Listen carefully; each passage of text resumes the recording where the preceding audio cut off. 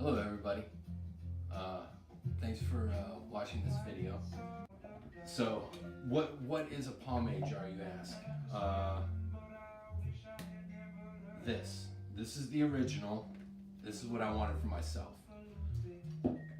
I had a piece of walnut and a piece of purple heart, and I take beard care and aromatherapy seriously, so I made a jar to hold my pomade. A good friend of mine makes some really good pomade, so this is what it is. Yeah.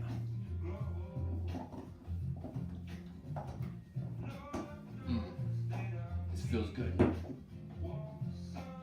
Too bad you can't smell it on the camera. So I put together some photos, some videos, some time lapses of the process that I went through making 100 of these.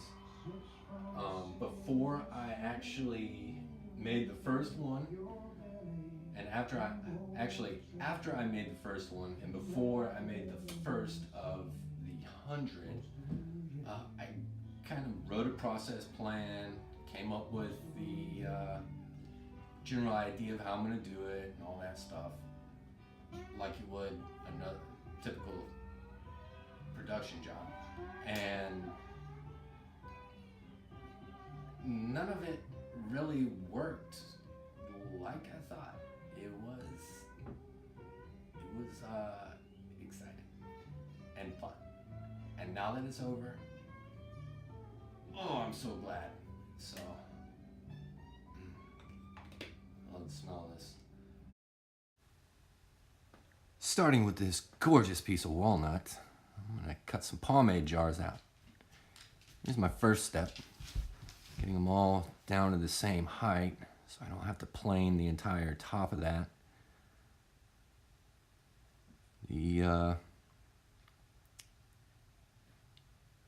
This is a lot slower than I thought. And whoa, there we go. Cutting out the pockets. Man, I wish the machine ran this fast. After the pockets are cut out, I do a finishing pass, and then I start on the lip, finish those, and then I start on the profile. As you can see them going down slowly. So that was 4-hour runtime in a few seconds. There's some finished slabs ready to be milled. And here's what I do after I pull them off the machine. I cut them out of the stock and trim them up as close as I can. And cut the corners. Not, I guess, literally, not figuratively. I know OSHA would be shitting a brick right now if they saw this, but guess what? I don't care. I'm a grown man. I can operate my tools how I want. So after I get them cut, I sand them down as close as I can safely.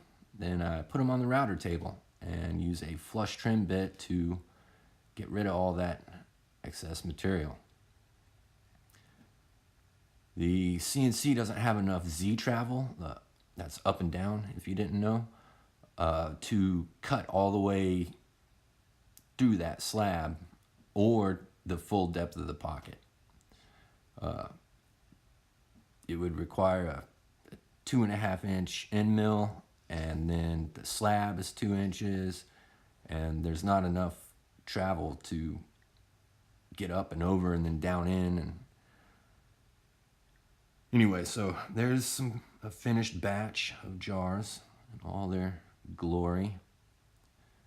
I had a script written for this, but I couldn't get it timed right, and I just wanted to say too much, so I'm just speaking as it goes along, telling you the process. And here's where I start on the lids.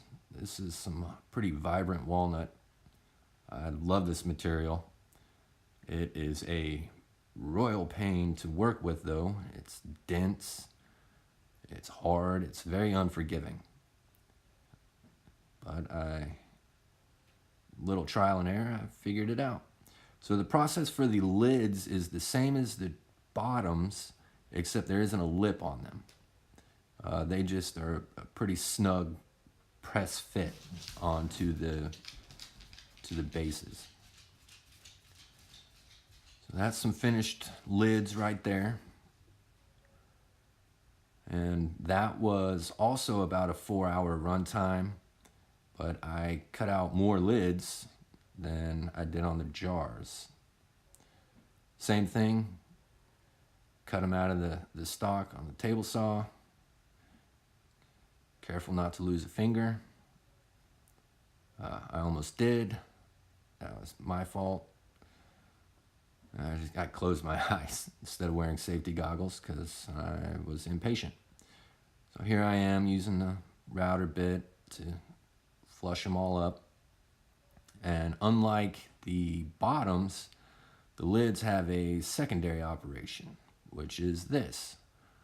So I need to surface all the tops of them down to equal length or equal thickness so that I can engrave them all. Now, my initial plan was to surface 5 at a time and then do them all, then put them back in and engrave them.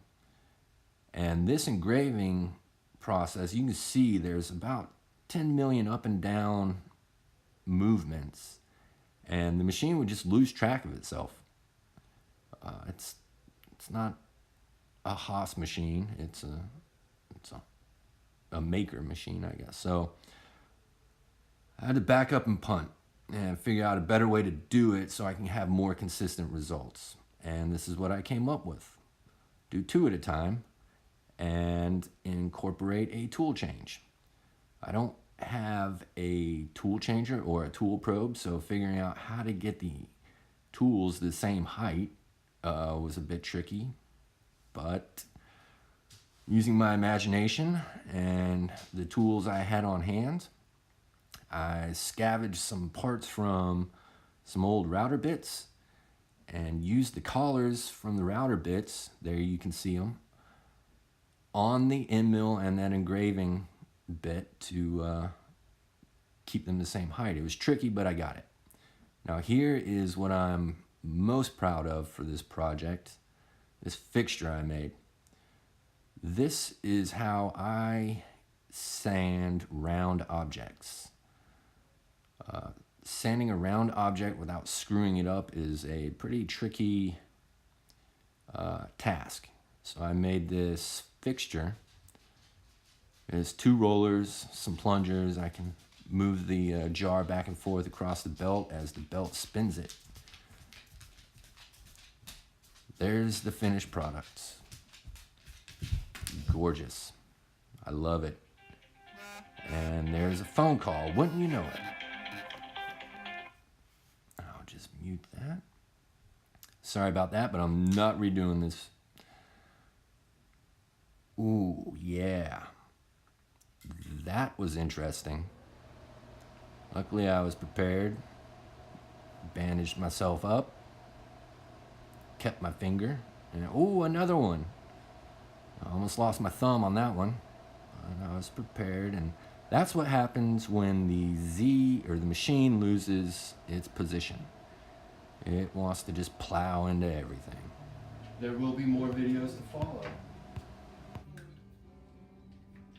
Yeah, that's our favorite, ain't it, bud? Okay.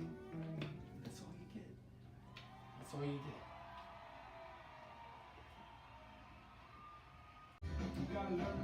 Yeah.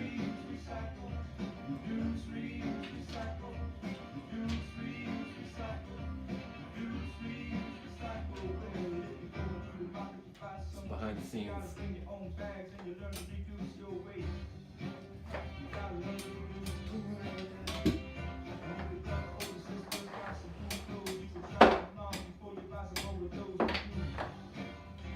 We're done.